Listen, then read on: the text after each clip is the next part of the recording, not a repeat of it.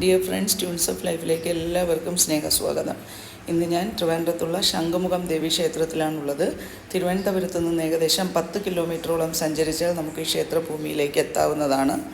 അപ്പോൾ ദേവിയെക്കുറിച്ച് പറയുകയാണെങ്കിൽ ശംഖുമുഖം ബീച്ചിന് ഓപ്പോസിറ്റായിട്ടാണ് ദേവി ക്ഷേത്രമുള്ളത്. അപ്പോൾ ദേവി സമുദ്രവാസിനി കൂടിയാണ്, പർവ്വതസ്ഥിത മണ്ഡിതയാണ്, അതുപോലെ തന്നെ രാജരാജേശ്വരിയാണ്, ലക്ഷ്മിയും ദുർഗയും ചേർന്ന ഭാവമാണ്, സൗന്ദര്യ ആരാധിക കൂടിയാണ് ശംഖുമുഖം ദേവി എന്നുള്ളത് കൂടി ഞാനിവിടെ പറയുകയാണ് കേട്ടോ ഫ്രണ്ട്സ്.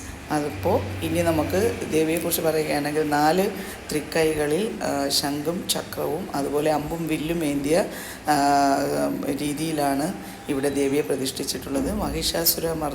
മഹിഷാസുരൻ്റെ മുകളിൽ ആണ് ദേവിയെ പ്രതിഷ്ഠിച്ചിട്ടുള്ളത്.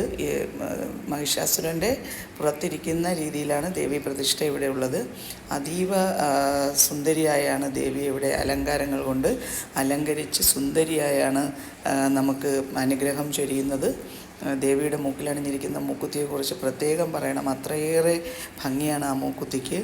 കന്യാകുമാരി ദേവിയുടെ മൂക്കുത്തിയാണ് പിന്നെ എനിക്ക് പറയാനുള്ള മറ്റൊരു ദേവി വിഗ്രഹത്തിൽ അണിഞ്ഞിരിക്കുന്ന മൂക്കുത്തിയുടെ ഭംഗിയെക്കുറിച്ച് പറയുകയാണെങ്കിൽ കന്യാകുമാരി ദേവിയുടെ മൂക്കുത്തി, പിന്നെ ഈ ദേവിയുടെ മൂക്കുത്തി, ശംഖുമുഖം ദേവി ക്ഷേത്രത്തിലെ മൂക്കുത്തി വളരെയേറെ ഹൃദ്യമാണ്, മനോഹരമാണ്.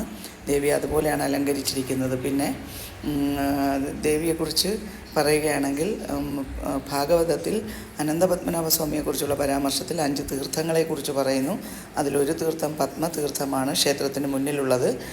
പിന്നെ നമുക്ക് പടിഞ്ഞാറുള്ള മിത്രാനന്തപുരം തീർത്ഥം, അതുപോലെ വടക്ക് ഭാഗത്തുള്ള ശ്രീപാദത്ത് തീർത്ഥം, അതുപോലെ കന്നിമൂലയിലുള്ള ലക്ഷ്മി വരാഹ തീർത്ഥവും, പിന്നെ 5ാമത്തെ തീർത്ഥം ചക്രതീർത്ഥം, അത് ശംഖുമുഖത്താണുള്ളത്.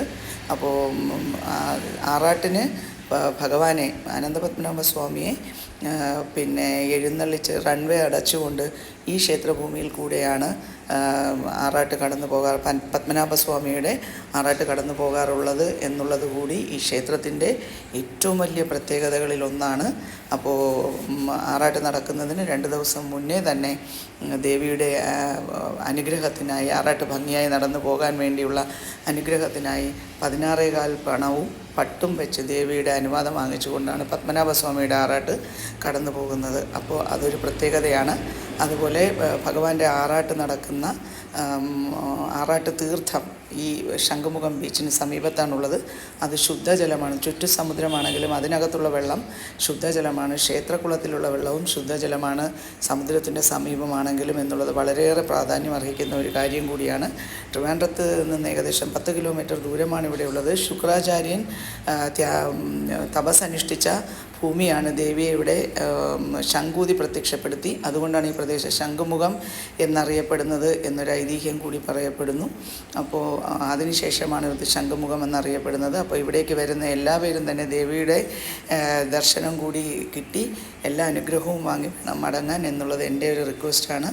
ഇതുപോലുള്ള ഇത്രയും ശ്രേഷ്ഠമായ ഒരു ക്ഷേത്രഭൂമിയിലെത്താൻ കഴിഞ്ഞതും നിങ്ങളിലേക്ക് കുറച്ച് വാക്കുകളിലെങ്കിലും ദേവിയെക്കുറിച്ച് പറയാൻ കഴിഞ്ഞതും ഒരു ഭാഗ്യമായി കരുതുന്നു. വീണ്ടും കാണാം ഫ്രണ്ട്സ്.